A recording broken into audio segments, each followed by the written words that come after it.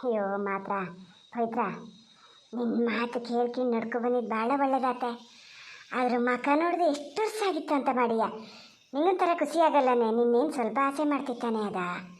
ತಾಯಿ ಹತ್ರ ಬೈಸ್ಕೊಂಡು ಎಂತೆಂತ ಎಲ್ಲ ತಂದ್ಕೊಡ್ತಿತ್ತಲ್ಲ. ಹೋಳಿಗೆ ಅವ್ರ ಮನೆ ಸ್ವಲ್ಪ ತಿನ್ಲ ನೀನು. ನನಗಿಂತ ಹೆಚ್ಚು ನೀ ಕೈಯಿಸ್ಕೊಳ್ಬೇಕು ಲೆಕ್ಕ ಅಂದರೆ.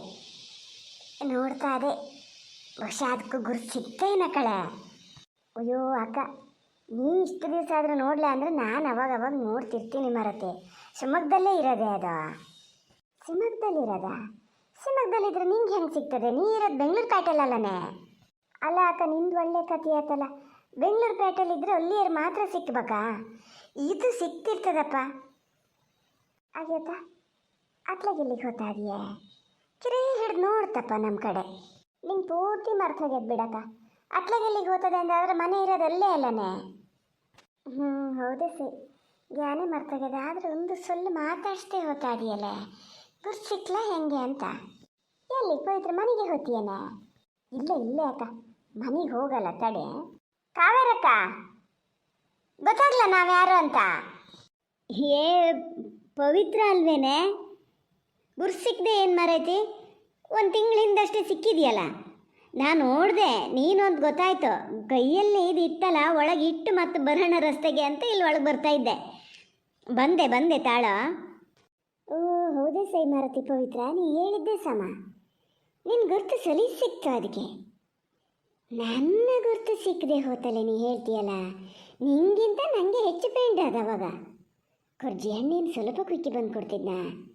ಹಣ್ಣದ ಪೂರ್ತಿ ಅದು ಕೊಟ್ಟು ದ್ವಾರ ಹಣ್ಣದ ನಾ ತಿಂತಿದ್ದೆ, ಹುಳಿಚಾದ್ರೂ ಅಡ್ಡಿಲ್ಲ ಅಂತ.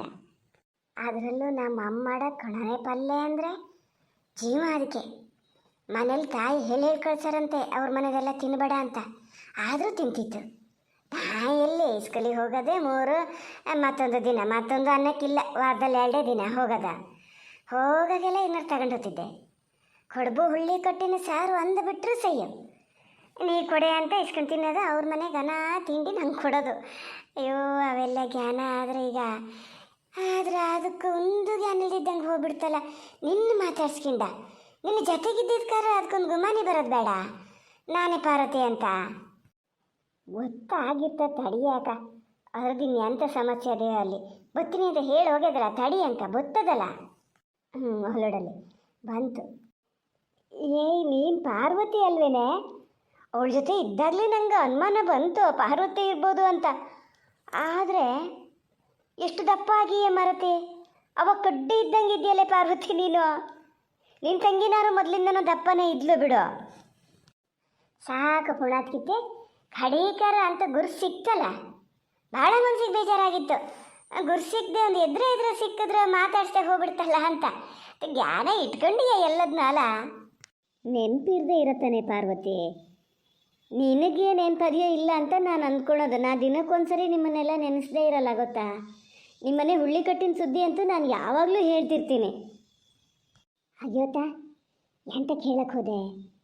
ನಿನ್ನ ಗಂಡ ಎಲ್ಲ ಬೈಯಲ್ಲನೇ ಕಡೆಗೆ ಸೂದ್ರ ಮನೇಲಿ ಎಂತ ತಿಂದೆ ಉಂಡೆ ಅಂಥೇಳಿ ಬೈತಿದ್ರೇನಾ? ಇದ್ದಿದ್ರೆ ಅವರು ಇಲ್ಲೇ ಇಲ್ಲಲ್ಲ ಭೂಮಿ ಮೇಲೆ, ಇನ್ನು ಬೈಯೋದೆಲ್ಲಿಂದ ಬಂತು ಪಾರ್ವತಿ?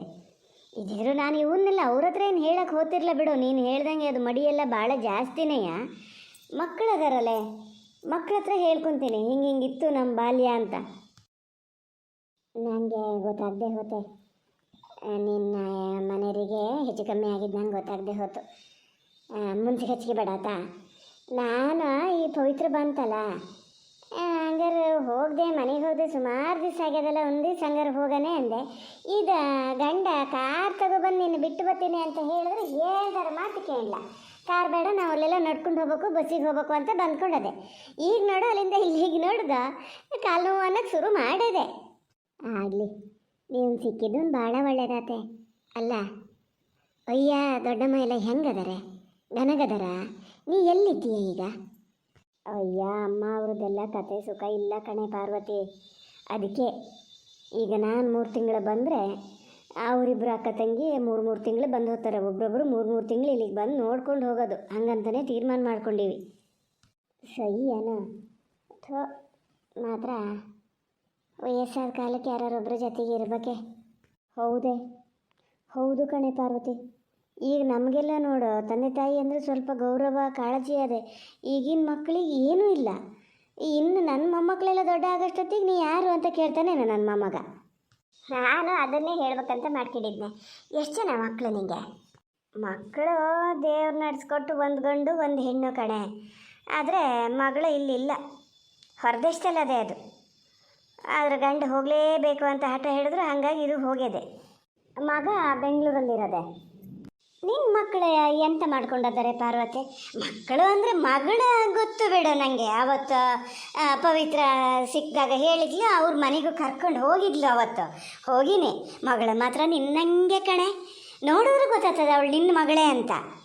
ಒಂದು ಮಾತಾಡೋದಾಗಲಿ ಕತೆ ಆಡೋದಾಗಲಿ ಮನೆಗೆ ಬಂದ್ರೆ ಹೆಂಗೆ ನೋಡ್ಕೋಬೇಕು ಅನ್ನೋದು, ದೊಡ್ಡವರು ಅನ್ನೋ ಗೌರವ ಎಲ್ಲ ನಿನ್ನಂಗೆ ಕಣೆ ಪಾರ್ವತಿ. ತುಂಬ ಒಳ್ಳೆ ಬುದ್ಧಿ ಕಲಿಸಿಯ ಮಾತ್ರ. ನಾನು ನನ್ನ ಮಕ್ಕಳಿಗೆ ಯಾವಾಗಲೂ ಹೇಳ್ತಿರ್ತೀನಿ, ನನ್ನ ಫ್ರೆಂಡ್ ಪಾರ್ವತಿ ಮಗಳದಾಳೆ, ಮಕ್ಕಳು ಹುಟ್ಟಿದ್ರೆ ಹಂಗಿದ್ದು ಮಕ್ಕಳು ಹುಟ್ಟಬೇಕು ಅಂತ. ಮಗ ಏನು ಮಾಡ್ಕೊಂಡದಾನೆ?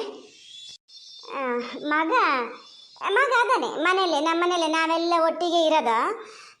ನಮ್ಮನ್ನೆಲ್ಲ ಗನಾಗಿ ನೋಡ್ಕಿತಾ ಇದ್ದಾನಪ್ಪ, ಗನಾಗಿ ನೋಡ್ಕಿತಾ ಇದ್ದಾನೆ. ಅವನಿಗೆ ಮದುವೆಯಾಗಿ 2 ಮಕ್ಕಳು, 2 ಗಂಡು. ಅವನು ಹೆಂಡತಿ ಭಾಳ ಚುರುಕದೆ. ಯಾವುದೊಂದು ಕೆಲಸನೂ ಬರೋಲ್ಲ ಅನ್ನೋದೇನಿಲ್ಲ. ಈಗ ಎಂಥದೋ ಒಂದು ಬಿಸ್ನೆಸ್ ಎಲ್ಲ ಮಾಡ್ತಾ ಇದೆ. ಇವನು ಇದು ಮಾಡ್ತಾನೆ, ಗನಾಗದನಪ್ಪ. ಅವನು ಹೆಂಡ್ತಿನ ಗನಾಗಿ ನೋಡ್ಕೊಂಡು ಎಂಥರಾಗಲಿ ಅವನದೇ ಒಂದು ಆಸ್ಕಾರ ನಮಗೆ. ನೀನೇ ಪುಣ್ಯ ಮಾಡಿದ್ದೆ ಬಿಡೆ ಪಾರ್ವತಿ, ಹಂಗಿದ್ದು ಮಕ್ಕಳು ಹುಟ್ಟಕ್ಕೆ. ನೋಡು ಎಷ್ಟು ಹೆಮ್ಮೆಯಿಂದ ಹೇಳ್ಕೊತೀಯ, ಮಗ ಸೊಸೆ ಹೆಂಗದಾರೆ ಅಂತ. ಅವ್ರ ಜೊತೆನೇ ಇದ್ದೀಯ, ಮೊಮ್ಮಕ್ಕಳು ಜೊತೆಗದಾರೆ. ಇದಕ್ಕಿಂತ ಹೆಚ್ಚಿನ ಭಾಗ್ಯ ಇನ್ನೇನು ಬೇಕೆ? ಮಗಳೊಬ್ಳಿದ್ದವಳು ಅಷ್ಟು ಗೌರವದಲ್ಲಿ ಜೀವನ ನಡೆಸ್ತಾ ಇದ್ದಾಳೆ. ಮಗ ಜೊತೆಗೆ ಇದ್ದು ತಂದೆ ತಾಯಿ ನೋಡ್ಕೊತಾ ಇದ್ದಾನೆ. ಇನ್ನು ಗಂಡು ಚೆನ್ನಾಗಿ ನೋಡ್ಕೋತಾರ ನಿನ್ನೀಗ? ಅಯ್ಯೋ ಕಾವೇರಕ್ಕ, ಬಾವನ ಸುದ್ದಿ ಕೇಳ್ತೀರಾ ನೀವು? ನಮ್ಮ ಅಕ್ಕ ಪುಣ್ಯ ಮಾಡಿತ್ತು ಹಂಗಿದ್ದು ಗಂಡು ಸಿಕ್ಕಕ್ಕೆ. ಎಷ್ಟು ಚೆನ್ನಾಗಿ ನೋಡ್ಕಿತಾರೆ ಗೊತ್ತಾ? ಇವತ್ತಿಗೆ ನಮ್ಮ ಜೊತೆ ಬರ್ತೀನಿ ಅಂತ ಭಾಳ ಹೇಳಿದ್ರು, ಅಕ್ಕನೇ ಬೇಡ ಅಂತ. ಹೌದಾನೆ ಪಾರ್ವತಿ? ಕರ್ಕೊಂಬರೋಕ್ಕಾಗಲ್ಲ? ನನಗೆ ನೀವಿಬ್ಬರು ನಿಮ್ಮ ಮನೆಗೆ ಹೋಗೋದು ನೋಡಿದ್ರೆ ನಾನು ಬರೋಣ ಅಂತ ಕಾಣ್ತಾ ಇದೆ ಕಣೆ. ಆದರೆ ಎಂತ ಮಾಡೋದು, ನನಗೀಗ ಪುರ್ಸೊತ್ತಿಲ್ಲ. ನಿಮ್ಮ ಮನೆ ಹುಳ್ಳಿ ಕಟ್ಟು ಕೊಡ್ಬು ಅಂತ ಈಗ ಮಾಡ್ತಾರಾ? ಈಗ ಮಾಡೋದು ಕಷ್ಟ. ಎಲ್ಲಿ ಯಾರ ಮನೇಲಿ ಎತ್ತು ಕೋಣ ಎಲ್ಲ ಯಾರ ಮನೇಲಿ ಇರ್ತವೆ ಅಲ್ಲೇನೆ? ಕಾವೇರಿ, ಎತ್ಲಾಗ ಹೋದೆ? ಹಾಂ ಬಂದೆ, ಇಲ್ಲೇ ಇದ್ದೆ, ಬಂದೆ. ಪಾರ್ವತಿ ನೋಡು, ಕರಿಯಕ್ಕೆ ಶುರು ಮಾಡಾತು ಕಣೆ. ನಾವು ಹೋಗ್ತೀನತ್ತ. ವಾಪಸ್ ಹೋಗೋರು ನಮ್ಮ ಮನೆಗೆ ಬಂದು ಹೋಗ್ರೆ ಮರೀದೆ ಬಂದು ಹೋಗ್ಬೇಕು ಮಾತ್ರ. ಪವಿತ್ರ, ನೀನು ವಾಪಸ್ ಹೋಗೋಳು ಪಾಪಕ್ಕವ್ರ ಮನೆಗೆ ಮತ್ತೆ ಹೋಗಿ 2 ದಿನ ಇದ್ದು ಹೋಗ್ತೀಯಾ, ಇಲ್ಲ ಡೈರೆಕ್ಟ್ ಹಾಗೆ ಬೆಂಗಳೂರಿಗೆ ಹೋಗ್ತೀಯಾ? ಮೊನ್ನೆ ಎಷ್ಟು ದಿವಸ ಇದ್ದೆ, ಯಾವತ್ತು ಬಂದೆ ನೀನಲ್ಲಿಂದ? ಹೇಳಿದ್ರೆ ನಾವಿಬ್ಬರು ಒಟ್ಟಿಗೆ ಬರ್ಬೋದಿತ್ತಪ್ಪ.